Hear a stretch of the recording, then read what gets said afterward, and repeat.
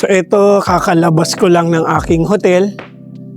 The name of my hotel is ito.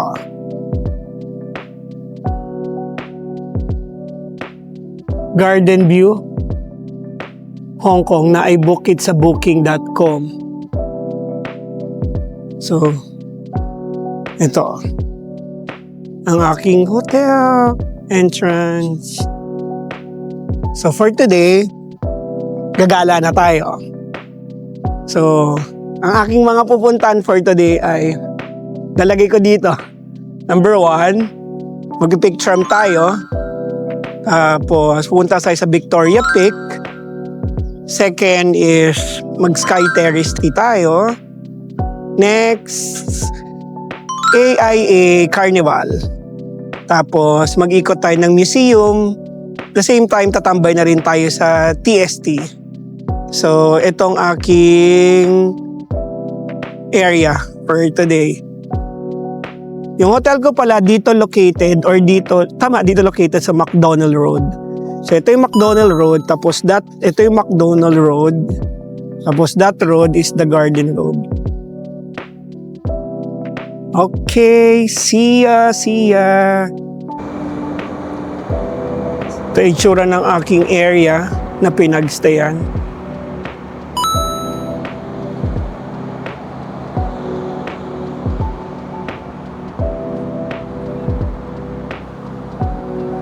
So yun, tuloy natin maglakad.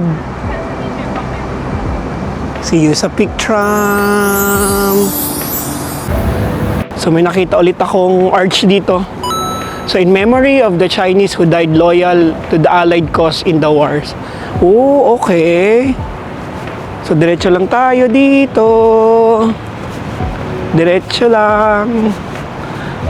Oh, meron din palang pwedeng puntahan dito, just a 10-minute walk to the Hong Kong Park.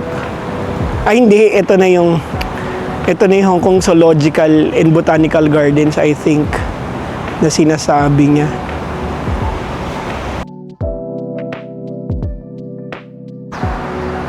So yung mga mahilig sa mga animals, ayan yung Hong Kong Zoological and Botanical Gardens ng Hong Kong.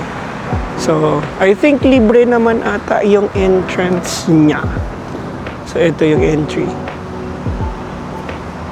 Tingnan natin kung mapupunta natin siya minsan.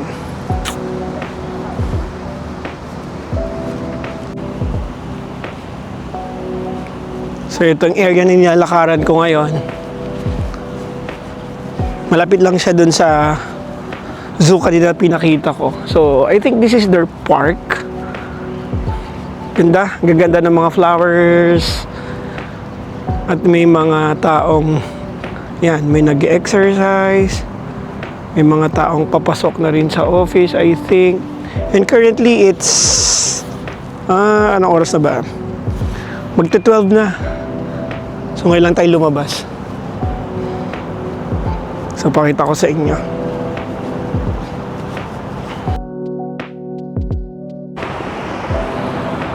So yan, may mga signages naman. Ayan. So sabi niya Peak Tram, so doon tayo pupunta. Let's go! Lakad-lakad lang. So ito yung nangyayari ngayon sa nilalakaran ko. Uy, ito yung consulate pala ng US of A. Mga gustong kumuha ng US visa. Ayun na yung Peak Tram, nakikita ko na. Ayun na yon. So tatawid lang tayo. I think dapat pala tumawid na tayo doon. Ayun na yung Peak Tram. Although pwede pa palang dumiretso, doon na lang sa next na tawiran tayo tumawid.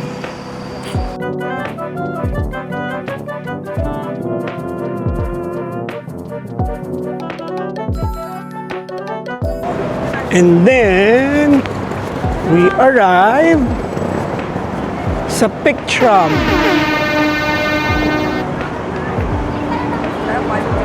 Pinatay sa Peak Tram. So, pwedeng bumili ng tickets dito. Or ako kinuha ko sa Klo. Dito na tayo sa The Pic Tram. Pwedeng magbebenta pala ng tickets dito. Kasama na yung tickets for Madame Tussauds. Yung round trip ticket ng tram. Pero ako, binili ko siya sa Klook for about 2,100 something.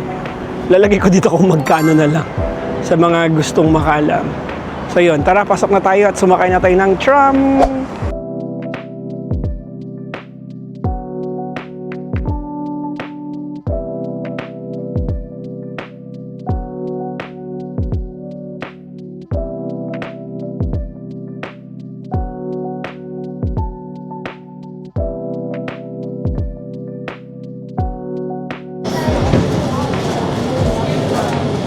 Nakapila na tayo ngayon. Ganyan kahaba ang ating susuungin para makasakay ng tram. Pero Gila. By the way, yung mga kung balak nyo bumili ng tickets dito kayo bibili. Mahaba din yung pila nila. So, ayun. Pero since tayo, bumili na tayo sa Klook with discounted price as well, mas mabilis na tayo. Pasok na tayo sa tram. So ito yung chaos sa waiting.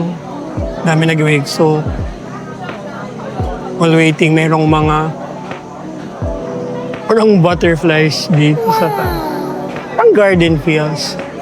Or siguro malibang din yung mga tao.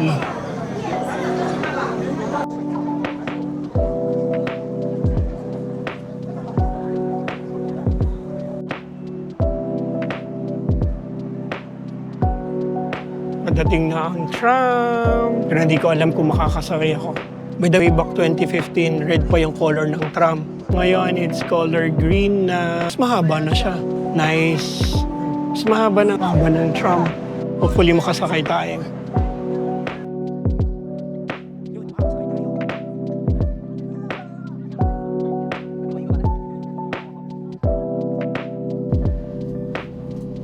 So, nakaabot tayo, nakasakay tayo sa train. Pakyat na tayo. Yay!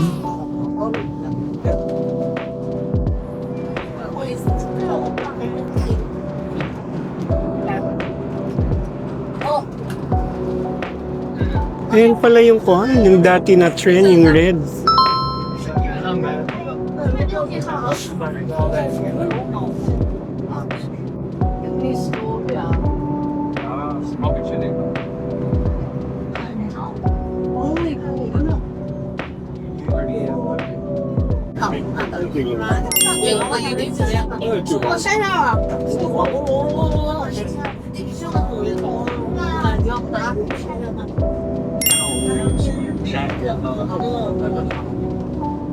Apang taas natin. Nice, nice.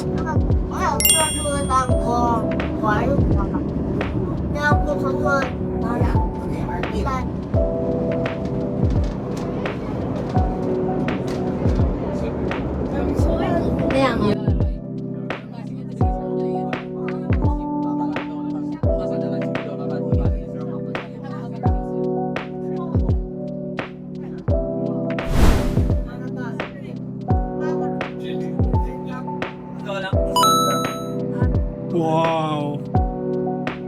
Wow, napakataas natin.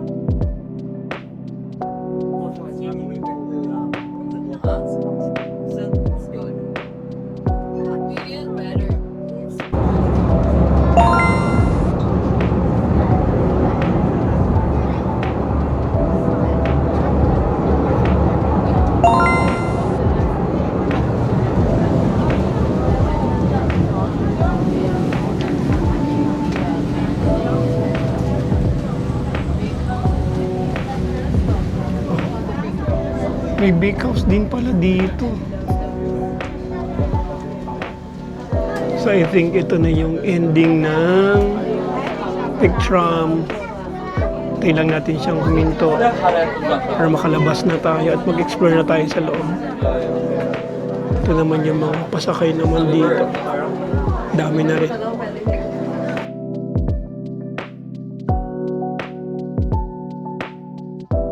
So ito pala yung locations nila. Sunod dun sa first floor ang Madame Tussauds. Big house na sa ground floor. Tapos may mga kainan na rin. May mga souvenir shops.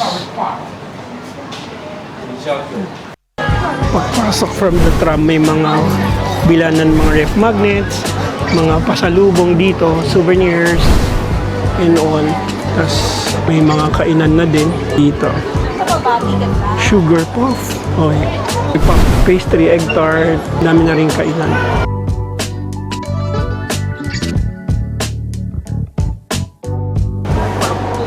Nasa level 1 na ako. So may Starbucks din dito sa mga gustong mag-coffee.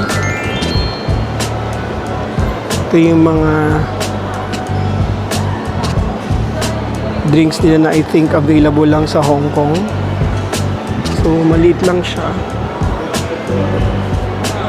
Small kiosk lang siya. Kaya ulit tayo.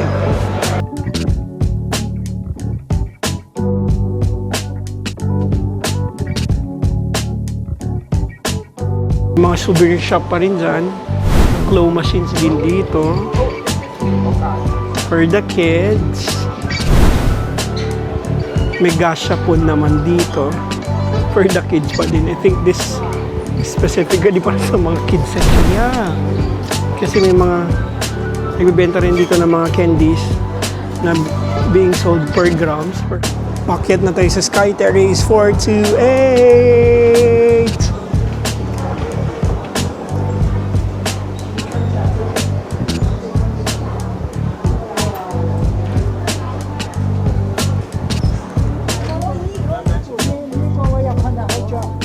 Wow!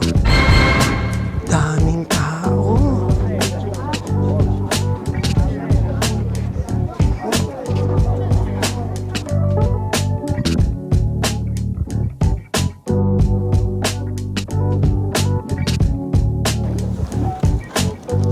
So, nasa taas na tayo ng Sky Terrace 428!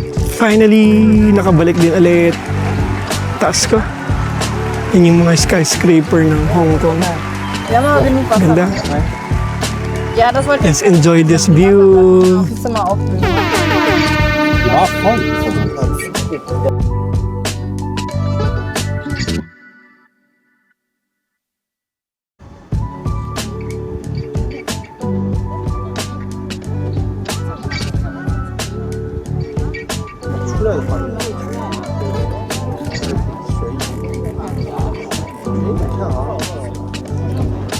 Ito ang aking view.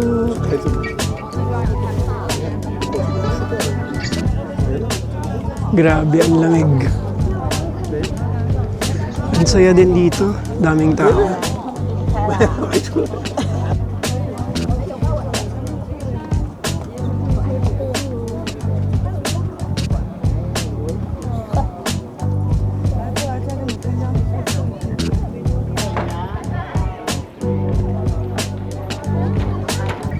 May mga photo spot din dyan.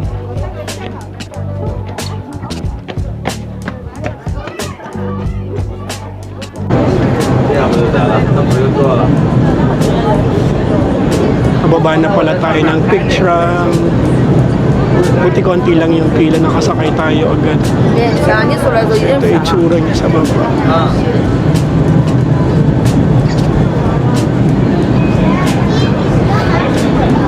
Stations pa pala siya. May May Road, Barker Road, saka McDonald Road bago siya dumating dun sa main station niya.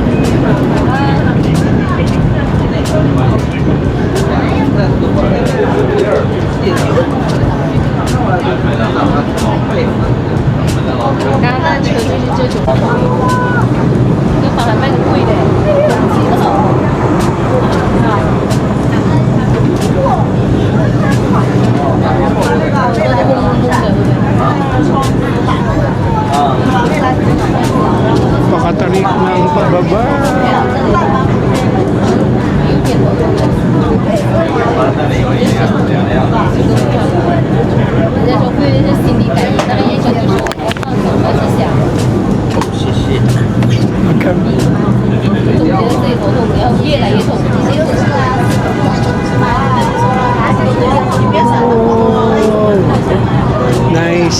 tarik ng pababa. Grabe.